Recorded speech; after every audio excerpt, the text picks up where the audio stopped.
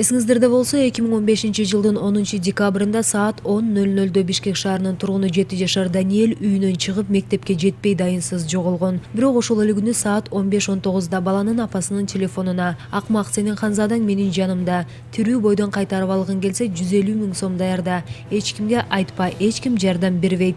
Эртең 7-де акчаңды даярда, кайра чалам" деген СМС кат келген.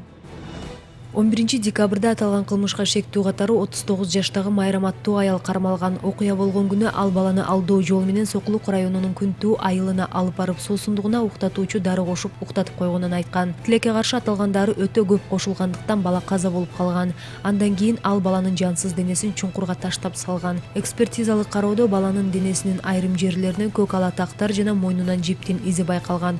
15-декабрда кылмышка шектүү 2 айга номер 1-СИЗОго отургузулган. Бүгүн 3-мартта Бишкектин 1-Май райондук сотунда Даниэлдин өлтүрүлүшү боюнча 1-соттук кароо болуп өттү. Кылмышка шектүү Майрам Акунова буга чейин 1999, 2002, 2013 жылдары соттолгонун айтты. Андан сырткары өзүнүн 7 жаштагы баласы бар экенин билдирди.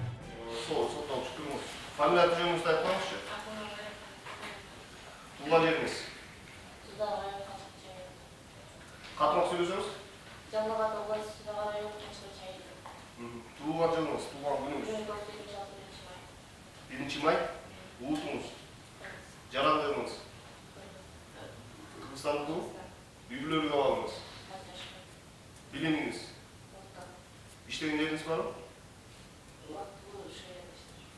Каякта? Швейный цехте? Расмий түрүндө? Келишимиңиз барбы? Трудовой договор барбы? Жок, иштебей экенсиз да. Мурда соттолдуңуз беле? Андай мен өзүмөзүн билген эмес, мен чындык эле. Сиз акча тууралуу сүйлөшчү эле, турмушу тууралуу. Турмушу тууралуу сүйлөшчү, бул болсо бир немелик бул ортодо жок болуп кетти. Бир моментте жок болуп кеткен да. Жок болуп кеткен мезгилде бул түрмөдөн бирөөнү чыгарып алыптыр. Эжесинин акчасын алыпчы. Ал болсо алдаган мунучу, алдап ушинтип мен чыксам анан үйүм бар, анан кийин машинам бар десе, анан бул анан эжеси үй сатып атса, анан бек туруңуз, мен тегин чыгарып анан үй бар экен деп анан ошондой айтканда мага айтымында. Анан эжеме карызмын деп айтып калчу болчу. Бунун баары сиз Акунованын сөзүнөн гана билесиз. Сөзүнөн эле билем. Даниэль жөнүндө айтчу белем ошондо баланы. Даниэль бул Акунованын үйүнө келип жүргөнүн урчу белемсиз? Жок, сүйлөшүп бала менен Ал баланы мен көргөн да эмесмин. Чогуу барганбыз, кетип атып, сиңдим, бул болуп киргенбиз да Астранын үйүнө. Чогуу жашайт, чогуу иштейт элек да.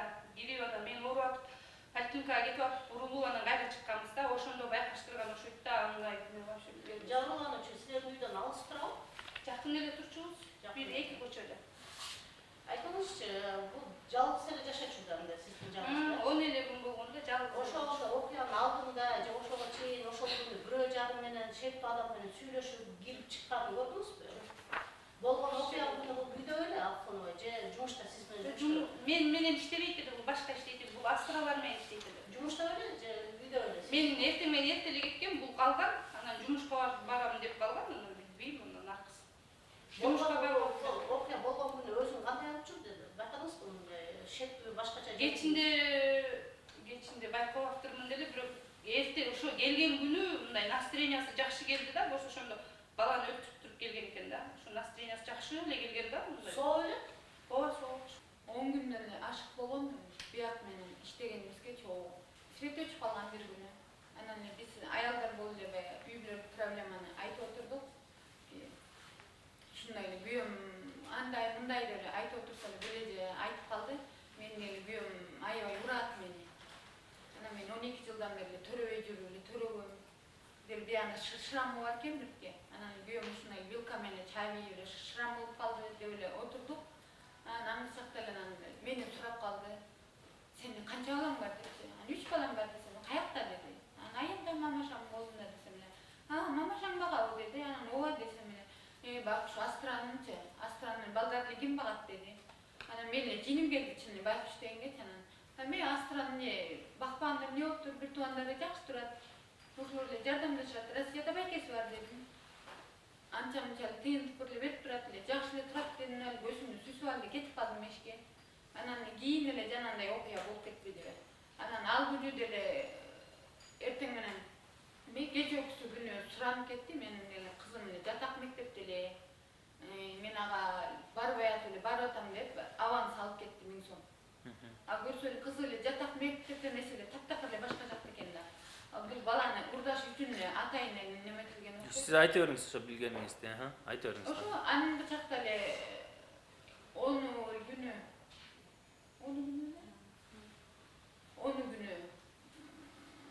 saat 3'ten 19 minutda эле SMS келди.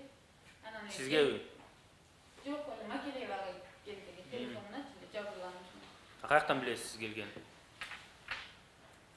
Швеядан отурабыз да, машинкабыз жакын. Ошентип айтпайсызбы? Мону деди. Ушундай SMS келиптир депчи.